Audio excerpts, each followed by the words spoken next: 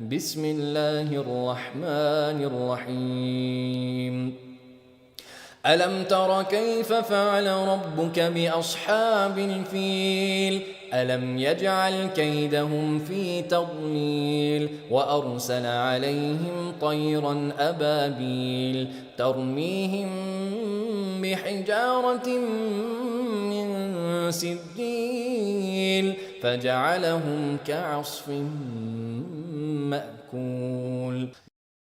حضرت محمد مصطفیٰ صلی اللہ علیہ وآلہ وسلم کی زندگی پر مشتمل اس ویڈیو سیریز کی قسط نمبر 2 میں آج ہم آپ کو ابراہا یعنی ہاتھی والے اور ابابیل کی جنگ کا قصہ سنائیں گے۔ سرزمین مکہ جو کہ صرف ایک ریگستان کے علاوہ کچھ نہ تھا، وہاں میرے رب نے حضرت اسماعیل علیہ السلام کو پانی جیسی نعمت سے نوازا، جس کے بعد اس جگہ کو آباد کیا۔ حضرت ابراہیم علیہ السلام اور حضرت اسماعیل علیہ السلام نے وہاں اللہ کے گھر کو تعمیر کیا۔ پھر حضرت اسماعیل علیہ السلام کی اولاد میں سے کئی قبیلے یہاں آباد ہوئے، اور پھر ان قبیلوں میں سب سے معزز قبیلے یعنی قبیلہ قریش سے حضرت محمد صلی اللہ علیہ وآلہ وسلم کے والد حضرت عبداللہ کو پیدا کیا۔ اور پھر جب حضرت محمد صلی اللہ علیہ وآلہ وسلم کو اس دنیا میں آنے کو 50 دن باقی تھے، تو میرا رب کیسے کسی کو کعبہ ڈھانے کی اجازت دے سکتا تھا؟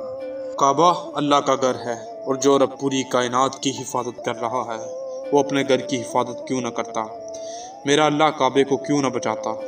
کیونکہ وہ جانتا تھا کہ محمد مصطفیٰ صلی اللہ علیہ وآلہ وسلم کی امت کی سجدہ کی سمت کعبہ ہوگی۔ محترم ناظرین، مجھے امید ہے کہ آپ مکہ کی اہمیت کو سمجھ چکے ہوں گے۔ اب سورہ فیل والے واقعے کی طرف بڑھتے ہیں۔ کعبہ کی بڑھتی شہرت اور مکہ کی بڑھتی ہوئی تجارت سے حسد کی وجہ سے یمن کے گورنر ابراہا نے یمن کے شہر صنعا میں ایک گرجا گھر تعمیر کروایا اور لوگوں کو کعبہ کی بجائے یہاں آ کر طواف کرنے کی دعوت دی۔ یہ بات جب اہل عرب تک پہنچی تو قبیلہ قریش کا ایک شخص آپے سے باہر ہو گیا اور اس گرجا گھر میں جا کر اسے ایک قضائے حاجت سے گندہ کر دیا، جس پر ابراہا کو بہت غصہ آیا اور وہ کعبہ کو ڈھانے کی نیت سے اپنی فوج کو لے کر مکہ کی طرف پیش قدمی کرنے لگا۔ ابراہا کے کچھ فوجی دستوں نے مکہ کے لوگوں کے مال مویشی کو چھین لیا، اور اس مال میں عبد المطلب کے چند اونٹ تھے۔ عبد المطلب کو جب اس بات کی خبر ملی تو وہ ابراہا کی طرف روانہ ہوئے۔ عبد المطلب کعبے کے نگران اور مکہ کے سردار تھے۔ عبد المطلب ایک رعبدار شخصیت کے مالک تھے۔ عبد المطلب جب ابراہا کے پاس پہنچے تو ابراہا نے عزت و احترام کے ساتھ ان کا استقبال کیا۔ ابراہا نے عبد المطلب سے ان کے آنے کی وجہ پوچھی تو آپ نے کہا کہ آپ کے سپاہی میرے کچھ اونٹ لے آئے ہیں، میں ان کی واپسی کے لیے آیا ہوں۔ ابراہا نے یہ بات سن کر کہا کہ میں حیران ہوں کہ میں یہاں آپ کے مقدس کعبہ کو ڈھانے کے لیے آیا ہوں اور آپ مجھ سے اپنے اونٹوں کا سوال کر رہے ہیں۔ جس پر عبد المطلب نے جواب دیا کہ میں اونٹوں کا مالک ہوں، اس لیے میں نے آپ سے اونٹ طلب کیے، اور رہی بات کعبہ کی تو کعبے کا مالک جانے اور کعبہ جانے۔ ابراہا نے عبد المطلب کے اونٹ واپس کر دیے۔ عبد المطلب نے اہل مکہ کو پہاڑوں پر پناہ لینے کے لیے کہا اور خود کعبہ کے دروازے پر کھڑے ہو کر اللہ سے دعا کرنے لگے۔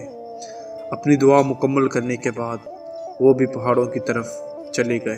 ابراہا نے اپنی فوج کو حملہ کرنے کا حکم دیا۔ ابراہا کی فوج ہاتھیوں پر مشتمل تھی۔ سربراہ ہاتھی کا نام محمود تھا۔ ایک مقام پر جب ہاتھیوں کو پیش قدمی کے لیے اکسایا گیا تو وہ سوائے کعبہ کے ہر سمت میں آگے بڑھتے۔ انہی لمحات میں اچانک پرندوں کے جلڑ نمودار ہوئے۔ ہر پرندہ اپنے منہ میں 3 کنکریاں لیے جب آسمان کی بلندیوں سے پھینکتا تو ایک پتھر سر سے پاؤں تک جسم کو چیر دیتا، اور چند لمحوں میں ابراہا کی فوج تباہ ہو گئی۔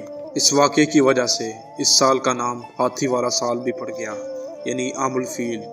معزز ناظرین، آج کی قسط میں ہم نے آپ کو اللہ کی طاقت کا ایک بہترین قصہ سنایا۔ اللہ نے چھوٹے چھوٹے پرندوں اور کنکریوں سے بڑے بڑے ہاتھیوں اور ابراہا کو جہنم واصل کیا۔ مسلمان بھائیوں، ہمیں بھی خدا کے قہر سے ڈرنا چاہیے اور صبر اور نماز سے کام لینا چاہیے، تاکہ روز آخرت ہم اللہ اور اس کے نبی محمد مصطفیٰ صلی اللہ علیہ وآلہ وسلم کے سامنے شرمندہ نہ ہوں۔